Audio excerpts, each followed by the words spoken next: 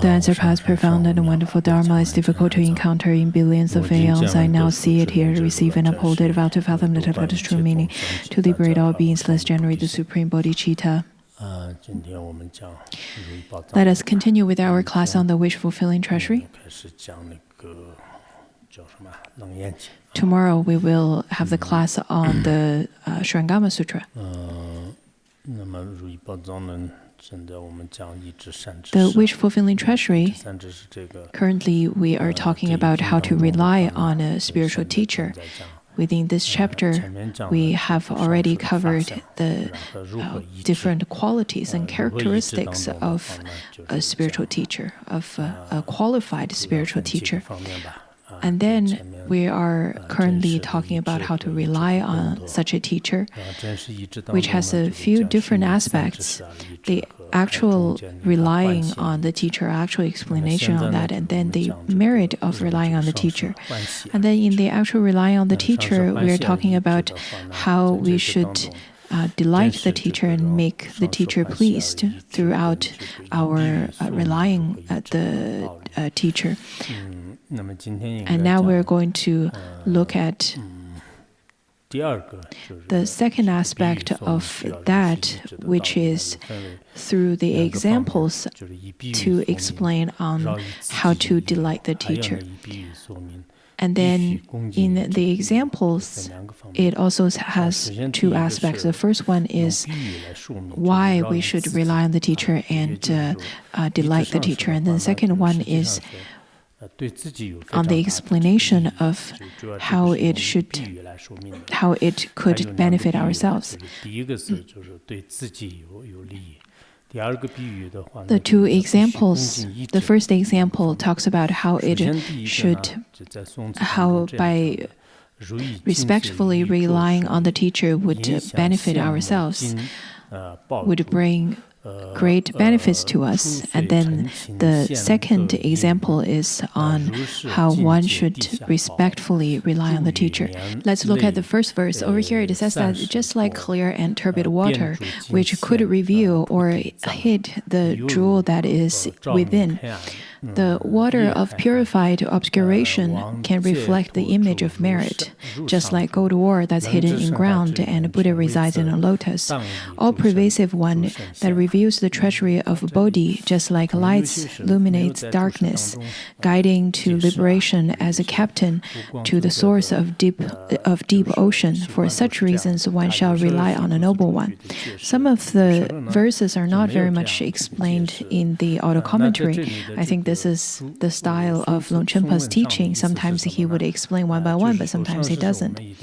Let's look at the meaning of this verse. It says that we need to rely on a teacher, just like when if we were to seek to find the wish-fulfilling jewel in the deep ocean, the teacher can act as a captain that leads us there. Therefore, we need to make our teacher delight. On top of that, we need to rely on a clear water so that we can see the images inside. If the water is too turbid, then there is no way for us to see through. We won't be able to see the reflections. To be able to see the water being clear, then we need to rely on the purifying water jewel, without which then we would not be able to see the image. But with it, the water, the obscuration of the water can be purified. All of the merits of the water can manifest. So the teacher is just like the jewel that purifies water. With the teacher, after relying on a teacher, the merit within your own mind stream Since the water is cleared, then such kind of image of your merits can manifest, can appear. Without the teachings of the teacher, though that you do have clear water, but maybe it's still turbid, while the water is still turbid, then you won't be able to see it, but the teacher would be able to reveal it by purifying your water. Now, this is the first example which points out that if we had never met our teacher, then the turbid water would never be able to reveal the merits within. Just as some of our Sangha members said yesterday that if he were not to rely on a spiritual teacher, then he wouldn't have got ordained. So without the teachings from the spiritual teacher, maybe we won't be able to study Buddhism. Without it, then maybe we will not get ordained, and our way of thinking would be quite confused as well. The next verse says that just like how there's the gold ore that's hidden in the ground, as well as the Tathagata that resides in the center of the lotus. As mundane beings, though that we have the gold-like Tathagata Garbha, without then it is just like how a gold ore is found underground. Without extracting and purifying process, we will not be able to get gold out of it. Similarly, if we have this treasure that is hidden under the ground and hidden within our mind stream, if we had never encountered a teacher, then we would never be able to explore it, to find it, and to develop it. At the impure stage, everybody is similar. It is just like how there is a Buddha statue sitting within the lotus. And then this part is very much similar to the examples given in the Uttara Tantra Shastra. Without the teachings of the teacher, the Buddha statue would not be revealed. So the all-pervasive one that could help us to reveal the Tathagata Garbha, to reveal this treasury of Bodhi. On top of that, the teacher is just like the sun that could illuminate all darkness, and like a captain that could lead us to the continent of liberation.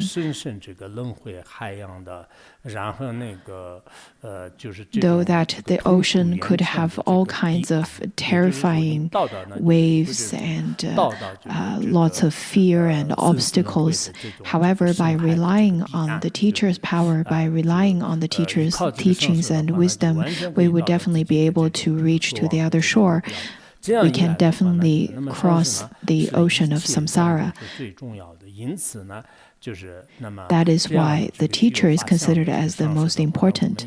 For the teacher who is qualified and well endowed with all the great qualities, we should rely on such a teacher with great devotion and respect. According to the Avatamsaka Sutra, the Tibetan translation of the Avatamsaka Sutra, it gives the 17 examples of minds. And the Chinese translation of the Avatamsaka Sutra talks about the 21 types of mindset that one should have at the time of relying on a teacher. So let's look at the Avatamsaka Sutra's explanation on how to rely on a teacher. The first one is that one should have the mind of the ground that could carry and shoulder the responsibilities that the teacher entrusted in you without any exhaustion. And then the mind should be like a Vajra, unwavering, not having any of schisms because of the other people's language and or influenced by other people, nor have any wrong views towards the teacher. Also, the students should have the mind that is just like the Chakravartin mountain ranges, not being wavered by any kinds of painful experiences. The mindset that is just like a servant. Whatever the teacher says, the student should follow the teachings and practice it accordingly. Also, without any arrogance, just as a servant as well. Also, one should have the mindset of the broom, which means to sweep one's own mind, to sweep the defilements of one's own mind. And one more example is one should have the mindset that is just like an elephant that could shoulder anything, that could carry anything. According to the Chinese translation, it says that one should have the mindset just like a well-trained dog that would not generate any aggression to the master. Also, the mind as a kind mother, and so on and so forth. Which basically means that, which basically shows us the different kinds of mentality that we should uphold at the time of revering and relying on a spiritual teacher. That is far surpass the worldly sense of serving your boss, for example, serving your employer, or to respect your co-workers. It's far surpassed that. In the worldly sense, let it be students to the teachers, or the maids to the masters, or employees and employers, or the king and the citizens. There are certain kinds of respects. However, they are very limited. But the kinds of respect that we should have for our spiritual teachers are very different. Especially, I think these kinds of thinkings would be very difficult for the Westerners to receive or to uphold, because they would think that, while this kinds of unconditional respect is considered as some emotional blackmail, because the teachings of democracy and freedom and individualism is very much taught in the West. They would think that when I want to respect, I will respect. When I don't want to respect, I don't have to respect. That's the general feeling I got over there. So people would think that if I want to be respectful to my parents, to my teachers, I will. Otherwise, I won't.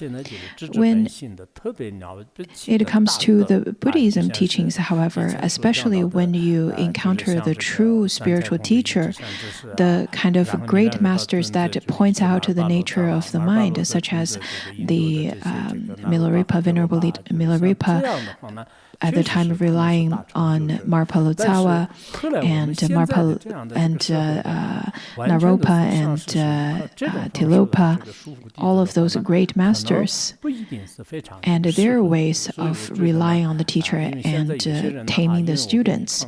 I think, though, that they are great masters, but when it is time to tame the disciples in this way in the modern time, may not be very fitting to the modern students. Because by making the observation of the people nowadays, there are people who would think that, oh, I'm going to give you teaching, and the teaching of Vajrayana. So first of all, you have to be you have to pay obeisance to me.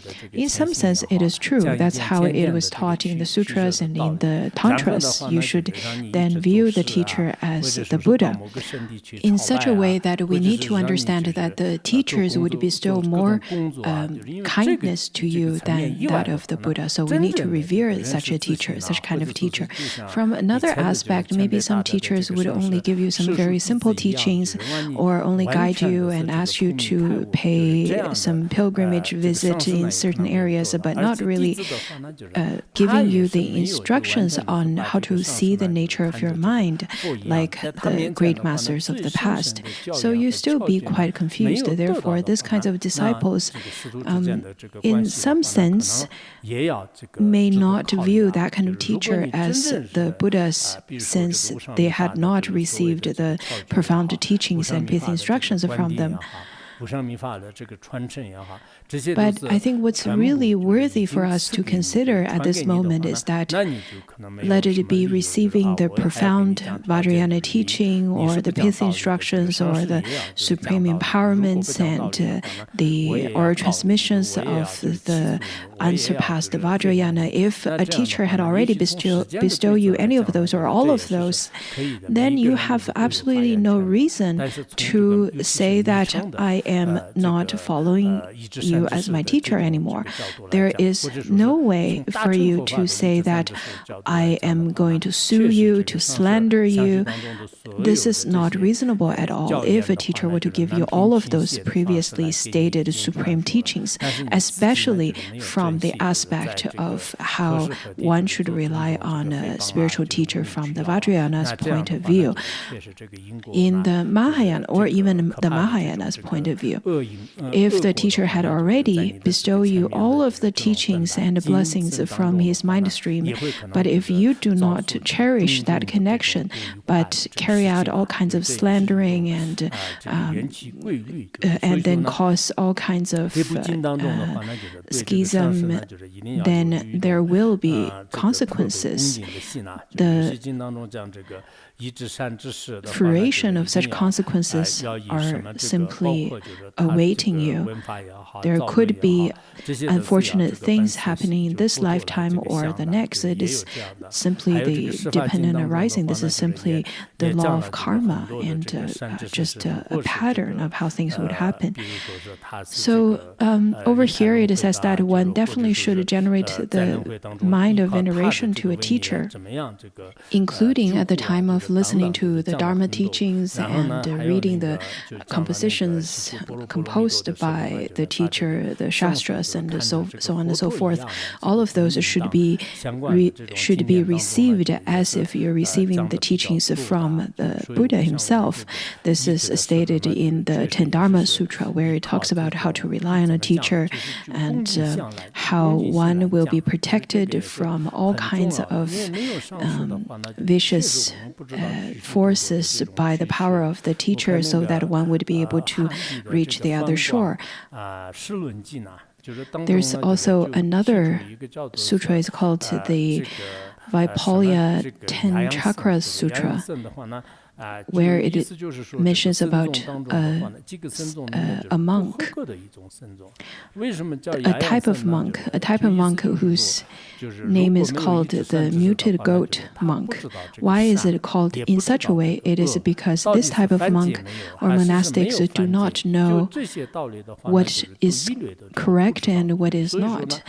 And this type of monastics do not understand what is the violation of precepts and what is not. In this way, they're simply acting like an animal. So these type of monastics are called the muted goat monastics.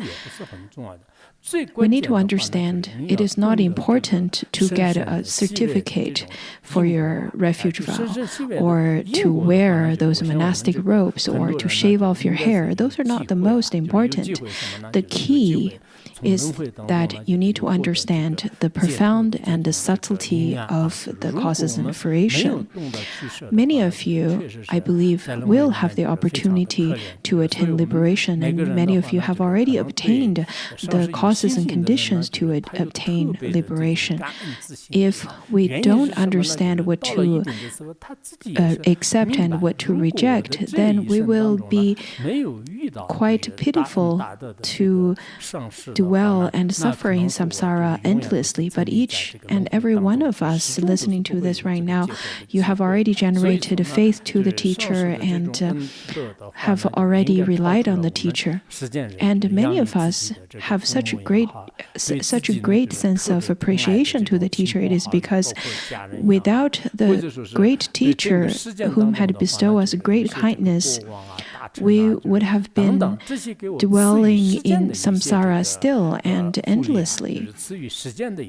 So the kindness from the teacher far surpasses that of our parents and our family and friends, or the kings and ministers, because the families could maybe give you some care about your worldly proceedings, and the kings and ministers would be able to bestow you some benefits and wealth and maybe stature. But other than that, can they lead you to the liberation? Can they lead you to the recognition of your own nature of mind? As we know that there is no way for them to do so. I believe Venerable Longchenpa quoted from the Avatamsaka Sutra about the few different types of mind or mindset on relying on the teacher in resting the mind. Also, Jigme Limpa quoted in the Treasury of Merits. Patrul Rinpoche quoted part of it in the words of my perfect teacher. So it definitely points out that whenever we're relying on a spiritual teacher, we need to adjust our mindset. We need to have rather very tamed and gentle mindset instead of being very competitive to the teacher. There are lots of people who get very competitive to the Dharma teacher for some reason.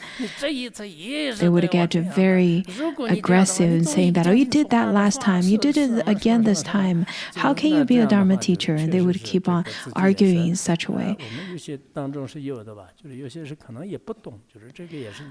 It really shows that this group of students don't understand how to rely on a spiritual teacher because they have maybe never studied it, or even if they had studied it, they have not fused those dharma, they had not embodied those dharma yet.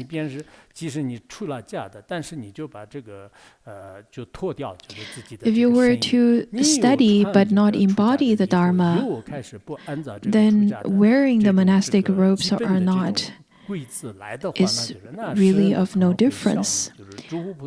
If you're wearing the monastic robes but practice only the conventional activities or carry out your actions and behaviors based on the conventional rules, then everyone would laugh at you. And the Buddhas and Bodhisattvas would scold you, same as the Dharma protectors would definitely punish you as well. So the monastics definitely have to shoulder lots of responsibilities. This is the extra responsibilities that we need to carry, because you need to carry out the Dharma in your action, in your speech, in your behavior. Especially nowadays, since we're in this techno age, where we're in this information age, where the information would spread on the internet very quickly.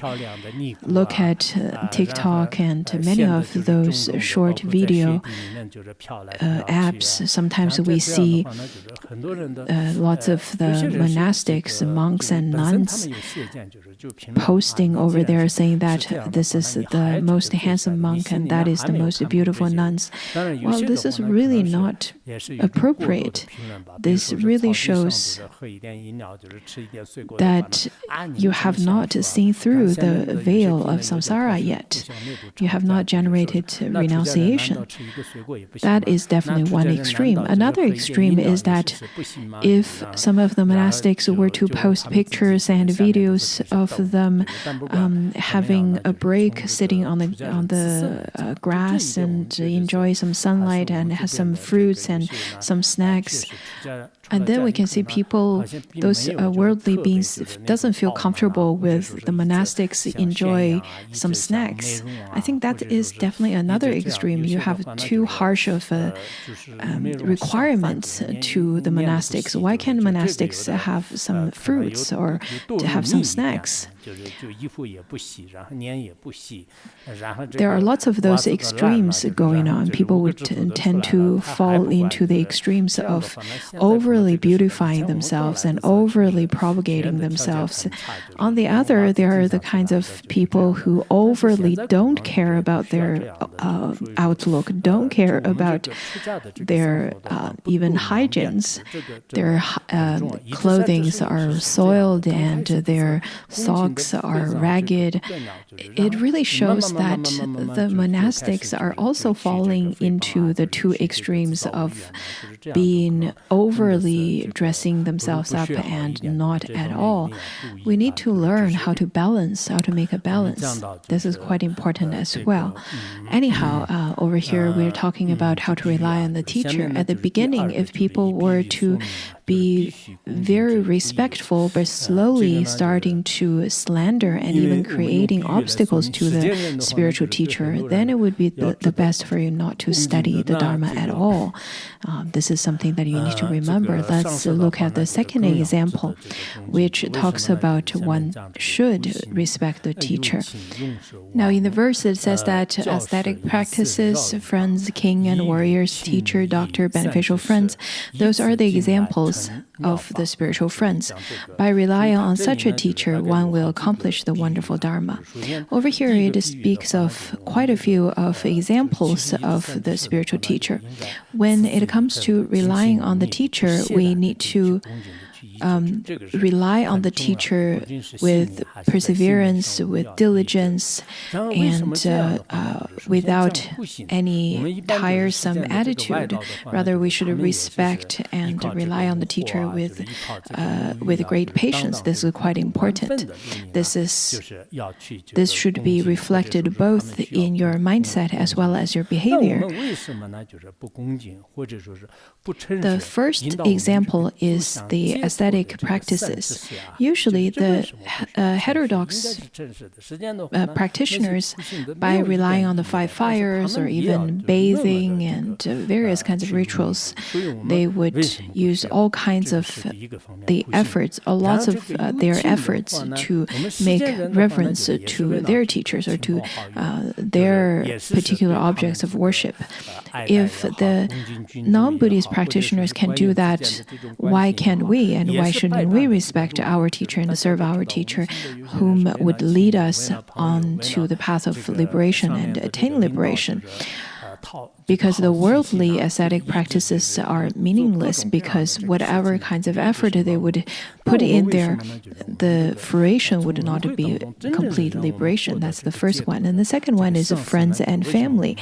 The friends and family, let it be the very close ones or even the kings and managers or your superiors. We try our very best to make connections to them as well as to please them, to gain certain benefits. And those people, the friends, the family members, and your superiors, however, would be very busy with their agendas. Then when it comes to relying on the teacher that would lead you to liberation, why don't we diligently rely on such a teacher? Then the third aspect is warrior. In our world, there are all kinds of things that would create horror and terror. So we need to rely on someone who's very brave and who can provide us help when it is needed. Therefore, we need to rely on the protector or a teacher, that is the Lama.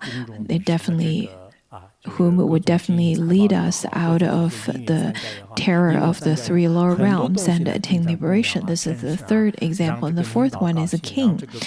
We have all kinds of wealth, gold, silver, and the tassels and the banners to serve the king, to make them happy. To put the king in a more equivalent term to nowadays is probably your superiors, the authorities or your leaders. But the kings would not bring you great benefits such as the teacher. So why shouldn't we serve our teacher, whom would bring about great benefits to us? Then the fifth one is the teachers. In the worldly sense, we study some kinds of techniques or some skills from a teacher, and we usually would respect the teachers a lot and use various ways to delight the teacher. For the teacher, the spiritual teacher whom would lead us out of the samsara, why shouldn't we respect them and serve them? The sixth one is doctor.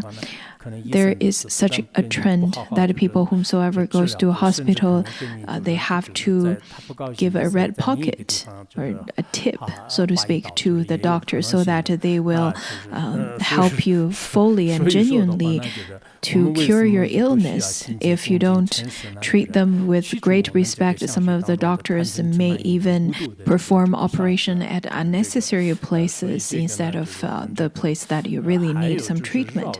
So to compare to that kind of doctors, we definitely need to revere the teacher that would eradicate our anger, aggression, ignorance, doubts, and greed within our mind stream.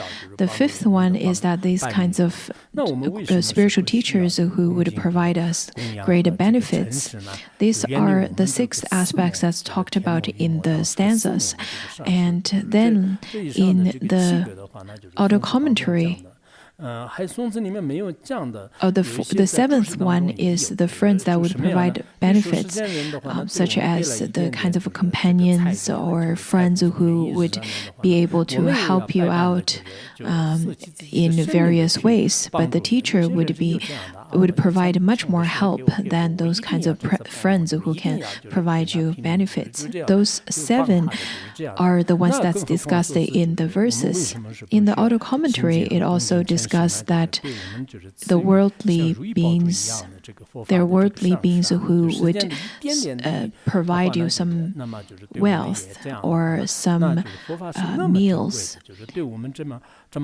And for those kinds of beings, we would help them and repay their kindness afterwards. Then why shouldn't we trust our spiritual teacher and revere our spiritual teacher whom grant us such great benefits and help on our path to attain liberation?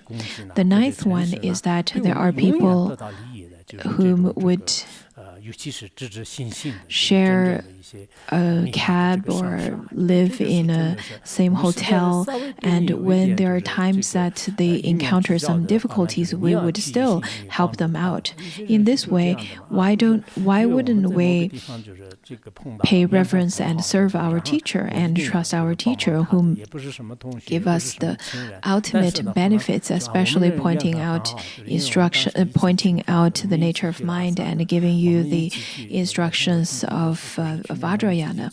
Whenever the worldly beings even show you a little bit of kindness we would try our very best to repay their kindness whenever possible.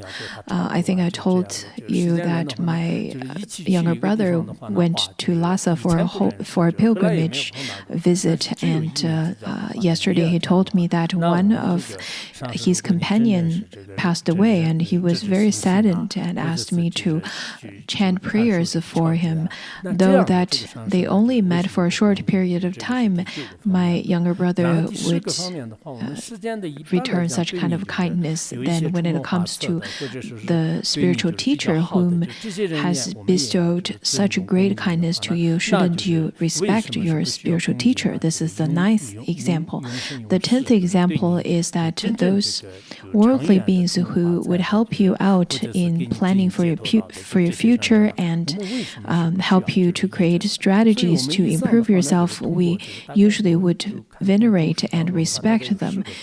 In such a way, the teacher, the spiritual teacher whom guides you on the path of liberation, which is a much longer term of development, much longer term of planning, then why shouldn't we rely on such kind of teacher with great respects? Those kinds of examples specifically talks about how the worldly beings sometimes seems that they have deep connections to us and even great kindness towards us. But compared to the spiritual teacher still surpass that of all of them. The spiritual teacher, if we were to try our very best to venerate him and to make offerings to the teachers, the benefits and the merits that could bring to all of us would surpass that of all of those worldly connections. If you can do so, you will be venerated among the other beings. Also, for a long period of time, you will enjoy longevity, health, great noble dispositions, and wealth. Whatever you would wish for, you will be able to get that. Even at the time of leaving this world, you would not suffer from much of the fear or pain. Rather, at the time of the bardo, even at the time of the bardo, you would not encounter any fear, and you would be able to be reborn in Pure Lands and attain fruition at the time of being manifested or having the kind of birth through emanation inside of a lotus, just as if a person were to be reborn in Sukhavati. According to Parinirvana Sutra, it also says that if one were not to affiliate oneself with a spiritual teacher, though one intrinsically has Buddha nature, however, such Buddha nature will be covered by the 3 poisons, and one would not be able to see it. There's a story from the Abhuttadharma Sutra where it talks about a king. He used to study the heretics' teachings, and each year he would make offering of 1,000 cows. And he practiced for 40 years, which means 40,000 cows were offered to the heretics. He was very generous to the heretics, and the cows were used to provide milk and some of them flesh, which means that the heretics killed them, the cows, that is. At the time of death of that king, the prince asked the Buddha, "Could you tell me what happened to my father, since he had accumulated a great amount of merit by practicing generosity?" And then the Buddha said that your father is currently in the hell realm. And the prince didn't understand. He said, "My father was extremely generous. How could he be living in the hell realm right now?" And the Buddha said that since your father did not encounter the true spiritual teacher, though that he has this kind and generous mind as the aspiration, but since he doesn't know what to reject and what to accept, he created the karma that is the unvirtuous karma. The karma that he created is the intertwined kind aspiration with the unkind actions. Therefore, since his unkind actions created more vice karma, he is currently being reborn in hell realm. So we can see that without encountering the true spiritual teacher, maybe we may appear to be practicing something virtuous, but some of those so-called good things could be exactly wrong things, such as killing and make offering of those lives and steal and then make offering to the three jewels by the stolen things, or winning in a war and hoping to be reborn in celestial realms. So some of the things may seem to be virtuous and good, but maybe they're not truly virtuous things. Rather, it could be people are creating negative karma. If you were to create lots of karmic debt, then the vicious fruition would come to maturation. When we have friends and family and protectors and kings and our supervisors, superiors. Those are the people we usually would make offering to and would revere. Those people definitely would create benefits to us, and we would revere them a lot. But to the kind of spiritual teacher who guide us onto the true path and right path onto liberation, shouldn't we revere that kind of spiritual teacher even more? Sometimes I contemplate to myself that I've stayed in Larungar for so many years already, for this many years already, and it seems that I am not too diligent, and sometimes I would feel rather quite embarrassed and sometimes even heartbroken about myself not being diligent. And sometimes I would then rejoice myself because I have indeed relied on a wonderful spiritual teacher, and the worst situation didn't happen to me. That is, I didn't create more negative deeds than I could have. For example, in Tibet, usually the most severe negative deeds would be killing yaks, and the killing would definitely create a lot of the negative karma. Those accumulation would lead to a grave karmic fruition. Many of you who are sitting here, many of you said that if you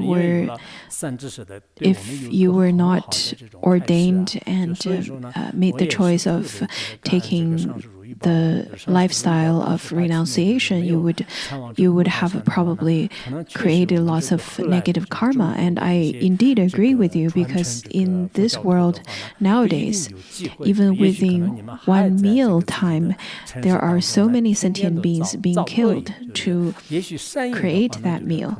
From that perspective, though that sometimes we would think that we didn't practice diligently as we wished, or we still have lots of conflicts and afflictions and various kinds of sufferings, but we indeed had already encountered our Lama, that is Phuntsok Rinpoche, and we had received such wonderful teachings from our spiritual teacher, and we know what to reject and what to adapt.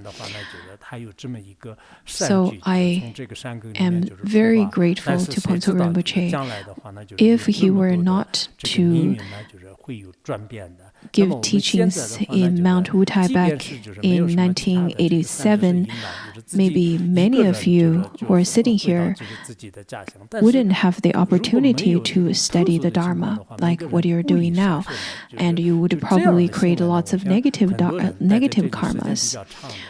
All of these are the results and fruition of Phuntsok Rinpoche's kind act to the sentient beings 35 years ago. It is only because of him that we have the opportunity to study over here in Larungar. It is only because of him we have already given up on the great vice such as killing and those kinds of negative actions. I can't guarantee that everyone here has the perfectly pure precepts, but at least we know what to accept and what to abandon. From this angle, we need to be still quite happy, and we need to celebrate about that, really. Now let's look at the verse. Previously in the verse, it mentioned about the aesthetic practice, the family and friends, the warriors, the king, the teacher, the doctors, and the beneficial companion, as examples to talk about why we should rely on spiritual teacher. If we were to rely on a spiritual teacher with great diligence and respect, then the wonderful fruition, there would be definitely wonderful fruition to be attained in this lifetime and future lifetimes. Speaking of fruition, diligence is indeed needed. And one key aspect of diligence is to cherish your time. I notice lots of the worldly beings, though that they're not very good with abandoning or knowing what to adapt in terms of karma, but in terms of time, they're quite good at it. I recently watched a short clip, and I want to share this clip with you because it really touched me. These people are rather very well known, quite famous entrepreneurs, though that they are not the Mahayana practitioner, but they're very good at managing their time. Under the premise of sufficient sleep, we should try to save our times. For example, I only use 15 minutes to eat my meals, and then I have 20 minutes nap around noon. The other times, I would diligently work. Whenever I have visitors, I would only give them 15 minutes per person. I would not dare to waste any of my time. I have a very busy schedule. I would definitely use the time of walking while listening to audiobooks and read books while I'm on the bus. So in such a way, I would be able to use more time to do more things, even if it's just a little bit. If you were to be able to do a little bit more every day than the others, then maybe you won't be able to see the result right away, but after a year, 5 years, 8 years, 10 years, you would be able to surpass that of the others. This speech was given by the CEO of the previous CEO of the New Oriental Education. He used to really, or he had the habits of reading books. And I think what he's speaking over here is quite interesting. He said that under the premise of having enough sleep, and he would only use 15 minutes of eating. Some Dharma teacher from Taiwan said that he only used 5 minutes to eat. I wonder if that's a sufficient amount of time. There are lots of people who use a long time to eat. You shouldn't eat too fast, but not too long either. There's another video. Do whatever you have to do. Lots of the problems in life would be able to get resolved. A few days ago, I got the opportunity to meet someone who's quite well known and quite excellent. Many people, while he's well known and famous domestically, many people know him.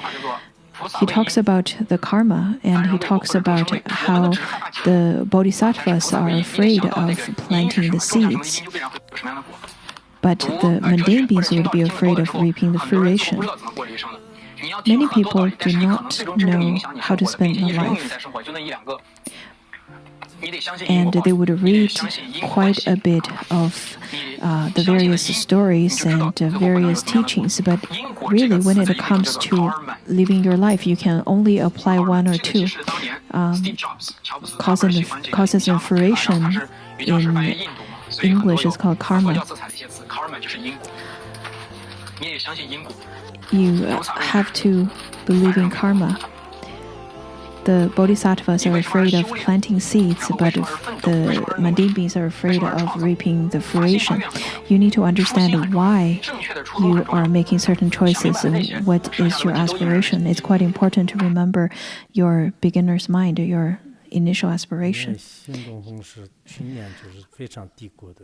Last year, the new Oriental education was at the Law of Laws, but because of him and his perseverance, many people, the group actually started to revive again. I think I know who he's talking about or where he heard this, but I don't think I want to review it. I wanted to share this so that you can take a short break. It seems that the worldly beings in the secular sense are quite interested in karma as well, in causes and fruition. There are people who understand a bit of it too. We're currently talking about at the middle of relying on the teacher, we should rely on the teacher and delight the teacher. In the textual outline of Mipa Rinpoche, we usually would talk about how one should delight the teacher with the offering of wealth and with your own activities, as well as with your practice. So there are the three aspects. Let's look at the first one. Over here, it says that the personal provisions for the delight of the teacher should be offered, as the kindness of the teacher is immeasurable, perfecting the accumulations and eradicating the obscurations, swiftly attaining the fruition of the Bodhi. If one can delight the teacher, there are the three levels, the upper, the middling, and the lower. The lower capacities or the lower level of delighting the teacher are through making the offerings of your own provisions and wealth. That is, if you have those wealth and provisions and you can make offering to the teacher without any miser-mindedness or any stinginess. But I think nowadays, in this day and time, it would be the best not to advertise how your teacher is poor and your teacher doesn't have money, and it would be good to make offering. It would be good to give money to your teacher, because the teacher, if the teacher were to be a monastic, and the monastics are the place of refuge. So we shouldn't speak in such a way. And on top of that, I think people at the time of advertising in such a way about their teacher, of how the teacher doesn't have money or so, is really a way for them to earn money, a way for them to fundraise money for themselves. There are people like such. So I do think sometimes it's important to make offering to the teacher, but usually if the teacher would be delighted by receiving those offering of wealth is good. But if the teacher is not delighted in that, then what's the point of it? Some of the Dharma teachers, especially those who really like wealth and money, then you can make offerings to them to delight the teacher. If the teacher doesn't, then there's no need for that. Or when there are teachers at the times of really need the money to do certain things or not, because the mindset and the situation is different. To give you an example, in the past, I indeed really enjoyed fresh flowers, and I've said many times in books that I really like flowers, so people would make lots of offering of flowers to me. But nowadays, whenever I look at flowers, I would right away know that they're going to wither, and to me it feels like it is a kind of death, and I don't really like them anymore. Nowadays, whomsoever would make offerings of flowers to me, it makes me feel that they're reminding me that I'm about to die.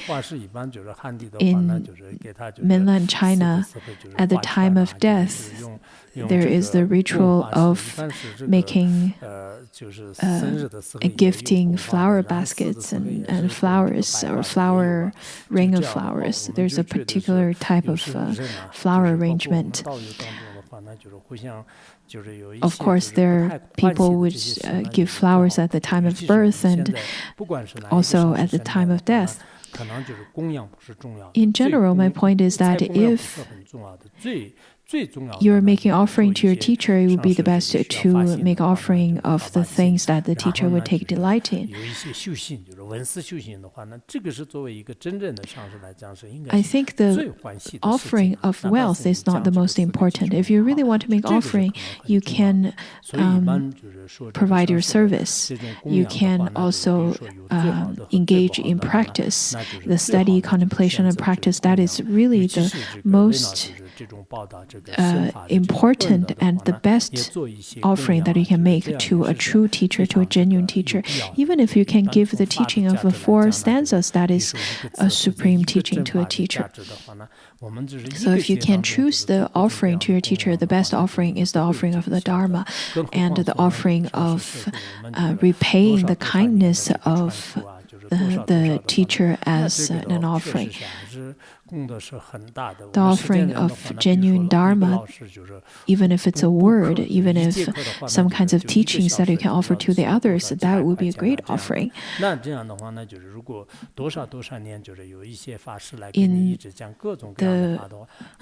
the conventional world nowadays, you know how much it would cost if you were to study from certain teachers. Some of the teachers would charge for a few hundred RMBs per hour.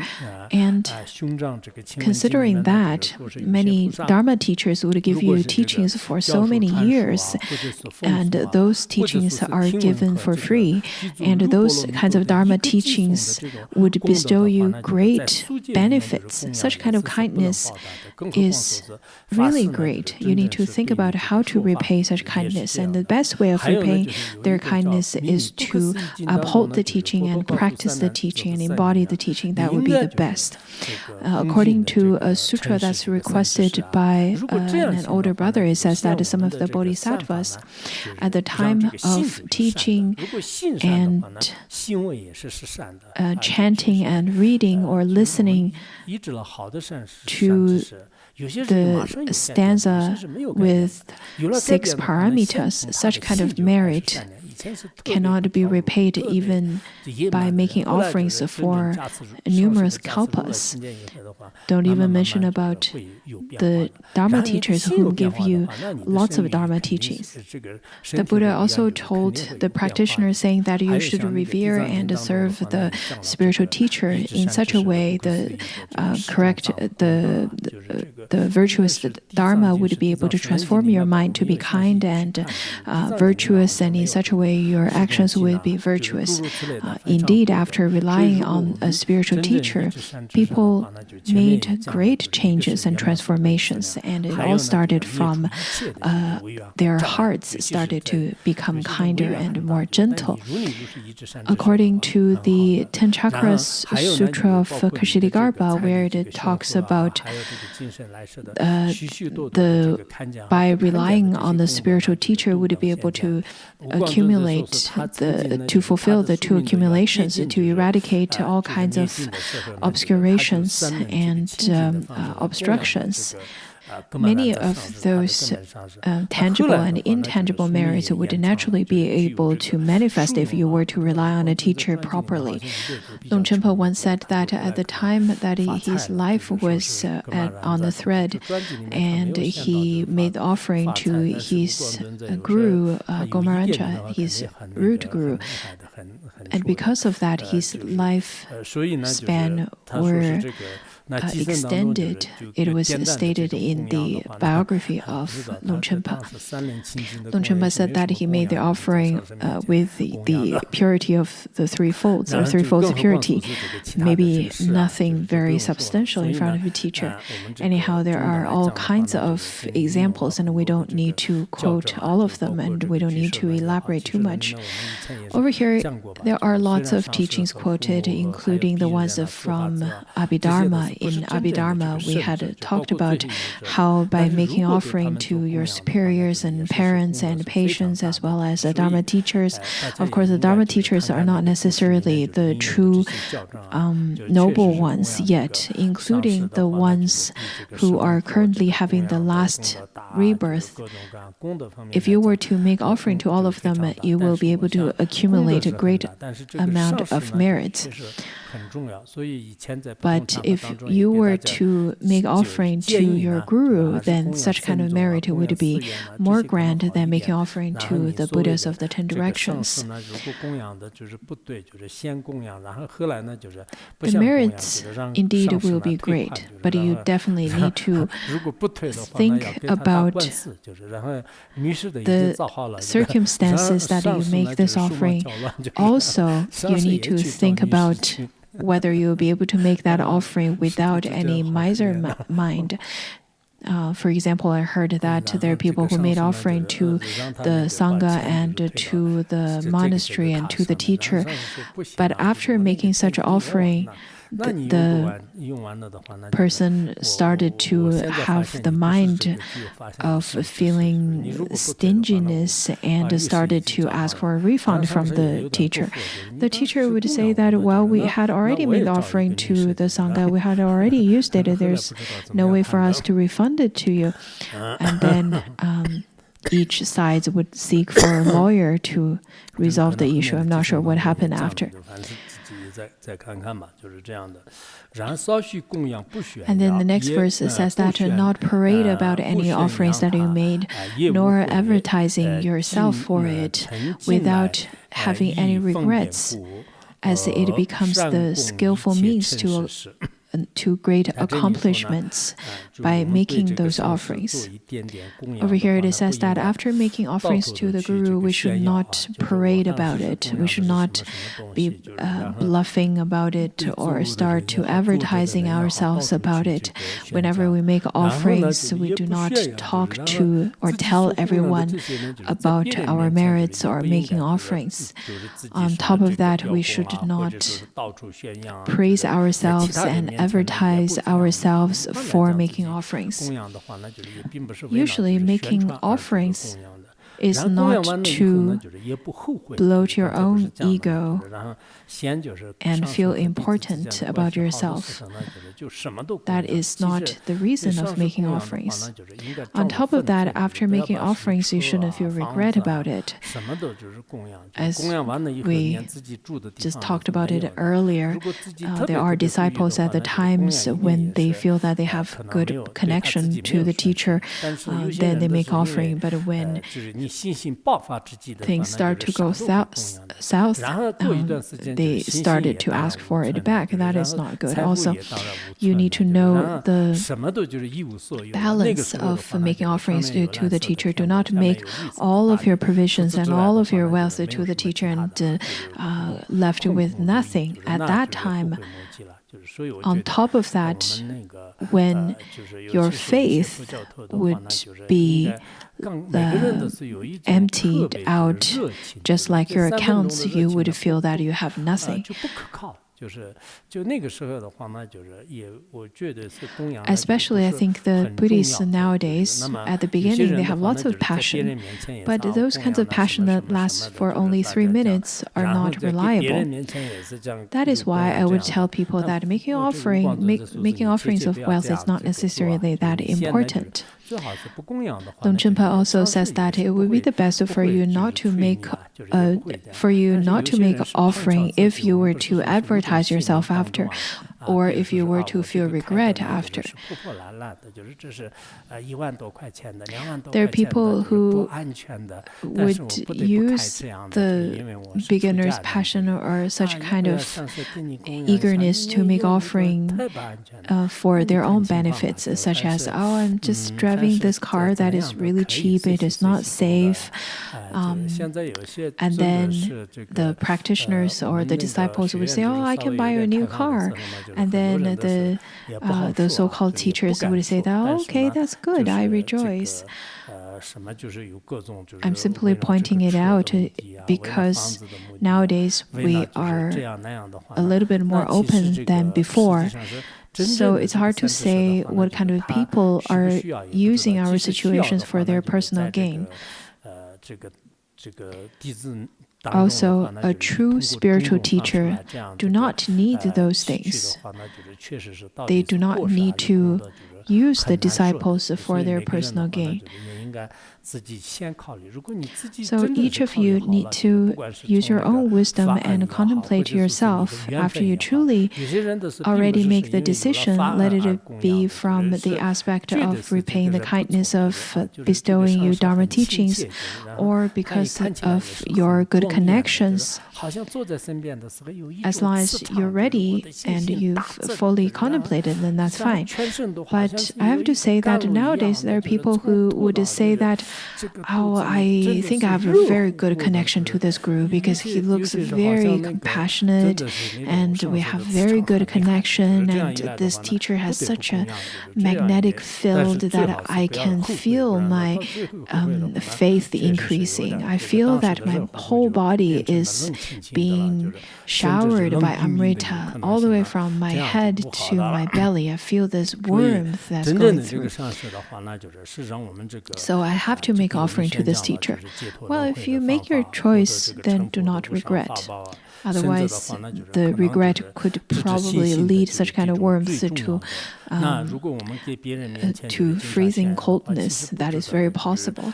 The true teacher, after giving the Dharma teachings of how to be liberated from samsara, that is the most supreme treasure of the Dharma, especially after giving you the direct pointing out of the mind. If we were to only make a very insignificant amount of offering and then started to praise ourselves and advertise for ourselves, that is extremely unreasonable, because the merits and the kindness of your guru is far surpass that insignificant wealth offering. By relying on the teacher, the kind of merit that you will gain for this lifetime and future lifetimes is far greater than whatever that you can offer through wealth. But it is definitely the opportunities for you to accumulate merit. For that reason, we need to make offerings tirelessly, and we need to respect the teacher and serve the teacher, and make offerings in such a way is quite important. According to Avatamsaka Sutra, it says that in order to repay the kindness of the teacher, we need to diligently serve the teacher. It is because the teacher upholds all the virtuous dharma, and with the great blessings from the lineage masters and the great masters of the past. In order to delight such teacher, we should often serve such a teacher. If you want to receive the true virtuous dharma, with the blessings of the teacher, we will definitely be able to obtain such kind of true teachings. And on top of it, the kind of qualified teacher, if we can encounter such kind of qualified teacher, that would be the most precious that we can have in this lifetime and future lifetimes. For that reason, we can make offerings with various ways. This is quite appropriate and very reasonable. If we were to make a little bit of offering and started to praise ourselves and advertise ourselves, it could possibly ruin the auspicious connections and dependent arising, which then would lead to the loss of the opportunity of liberation. In such a way, we can see that if we sincerely rely on the teacher, that would be really wonderful. Where Ponso Rinpoche stated that if a disciple were to make offering of the wealth to all the spiritual teachers, it is not necessarily important because the spiritual teacher do not lack those kinds of contaminated wealth. But if the disciple were to be able to give up their possessions, that really shows their mindset and their attitude for the resolution of relying on the teacher. In terms of the worldly wealth, I don't think that the spiritual teachers would be in great need of it. If the teacher were to be like such, then you could ask the teacher to find some grants that we have over here, because we have a particular department that would help the ones that needs poverty relief. We have a poverty relief foundation. In the past, I heard that currently we have about 25 of them. It is because in the past, Ponsok Rinpoche stated that there are people who may need those foundations to be alleviated from the worries of livelihood. Nowadays, I think people would rely on a little bit of money from chanting the sutras and to help us to live the life, and it could be very essential. But in general, other than those people who are definitely below the average lines of livelihood, I think it would be the best for the practitioners to live a simple life.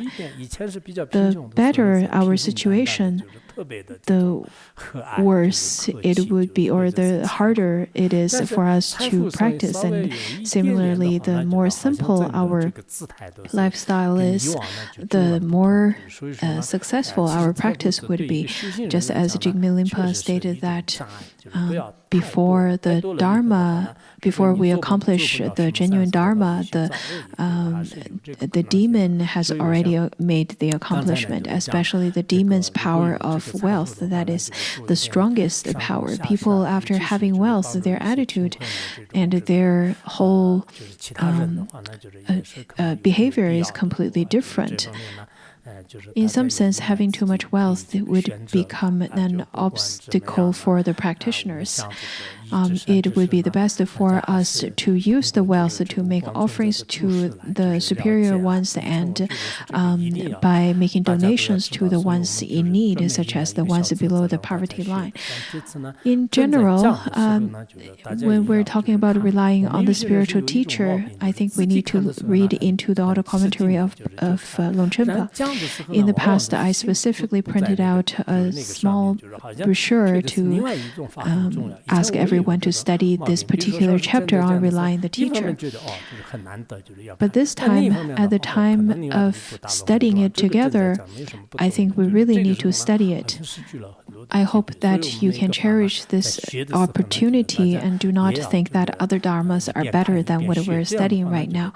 I really encourage you to study and to prepare and to read and contemplate into this teaching, so that the profundity of the teachings would grant you such kind of blessings, and then you would be able to gain the most supreme gain. Let's stop here today.